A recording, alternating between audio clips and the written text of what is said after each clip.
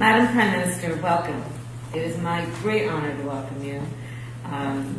The relationship between the United States and Barbados is a very important one. Also, the relationship between the United States and CARICOM is an important one, and your role of leadership there has been, I think, very significant in making clear the importance of the region and the importance of the relationship.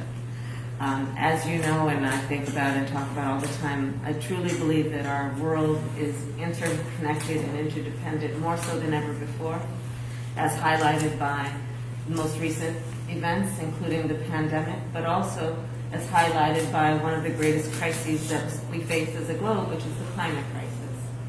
Our conversation today will, I believe, cover a number of these issues, including not only what we must do in the short term, but the potential that our relationship has in the long term to address these issues in a way that has positive impact for the people of our two countries. Since our diplomatic relations began 55 years ago, the relationship between the United States and Barbados has continued to grow. And of course, we take very seriously, as the United States, our membership as neighbors in the Western Hemisphere. And it is in that spirit that we do the work that we do together, including the work we will do to continue to address the COVID-19 pandemic. We've already donated, I think, over 1 million doses of vaccine to the region, with a promise of 3 million more at least.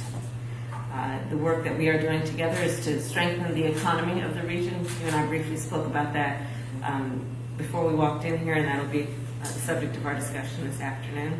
And then, of course, what we can do to assist in our collective determination to make sure that the people of our countries are able to live in a way that they are able to prosper and be safe.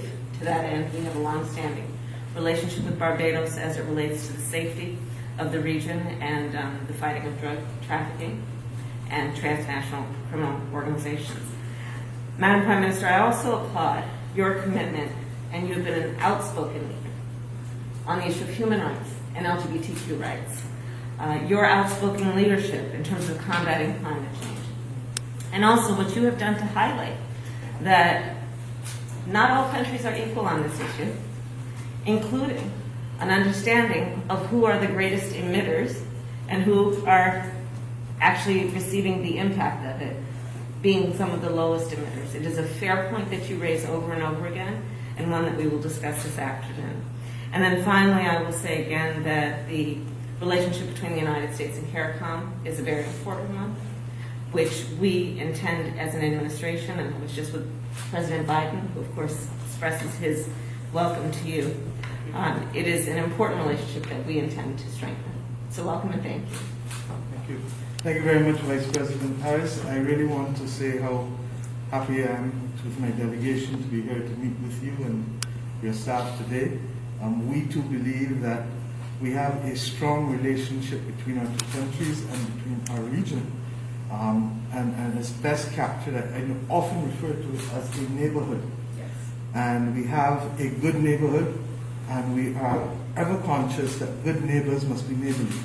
And to that extent, we feel, therefore, that there is much that we can work together on, looking to see where both countries can help each other. In many instances, we have traditionally provided persons who have come here to work, who have made their living. You know it only too well.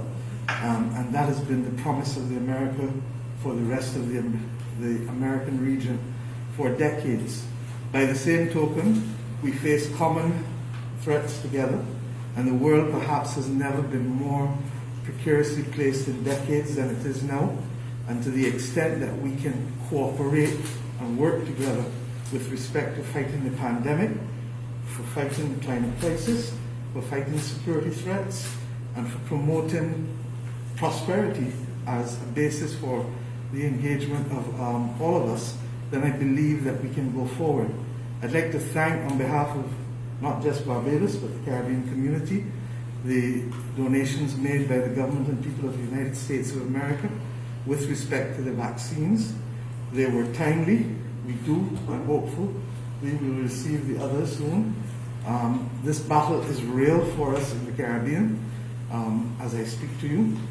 And at the same time, we're conscious that there has to be vaccine equity across the world, because if not, we run the risk, as has happened with Delta and the other mutations, of other mutations come into bear.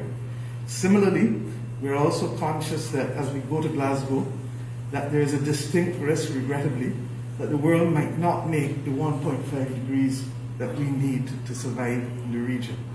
If that happens, then the conversation has to change seriously to be about adaptation, because we have to adapt to that new reality, which can literally be upon us anywhere from 12 to 20 years. And to that extent, therefore, you're dealing with a region that has been constantly evolving and constantly responding to one-size-fits-all prescriptions, from the establishment of the WTO that precluded us from being able to benefit from special and differential treatment, to today, where on this climate crisis battle, we are on the front line, but as you quite correctly said, we're not responsible for causing it. What it has meant is that the absence of an understanding of what is needed for adaptation is going to hurt us, because time is of the essence now if the world passes 1.5 degrees. With respect to security, well, I don't need to say anymore. We're in the same neighborhood. And anybody who lives in the same neighborhood, whether it is in a village or a city or a state, we have to work together to keep each other safe. And safety is fundamentally what it is about now. 100 years ago, the world faced similar circumstances. And the world rose to the occasion after 25 years, and it led to the establishment of the United Nations and the Bretton Woods institutions. We are at a similar moment in time now. And while we may not need to create new institutions, we may need to repurpose the existing ones. So I want to thank you. I look forward to the further, deeper conversations, and to really building a relationship, and at a very personal level. We've said to you, and I've said to you, that Shirley Chisholm is a Barbadian. That she was the first African-American congresswoman is something of which all Barbadians are proud. That she became the first African-American woman to run for a major political party in a presidential nomination is also something of which we're proud. But perhaps more than all of that, we're proud not just because of her courage, but because of her message. And her message was one that required equality of opportunity and protection of the vulnerable. It is the philosophy that binds us still today. And at a very personal level, I know that both you and I have celebrated first, but in both cases we've said, we've not come to be the first, but we've come to ensure that we're not the last. Thank you very much. Thank you, thank you, thank you.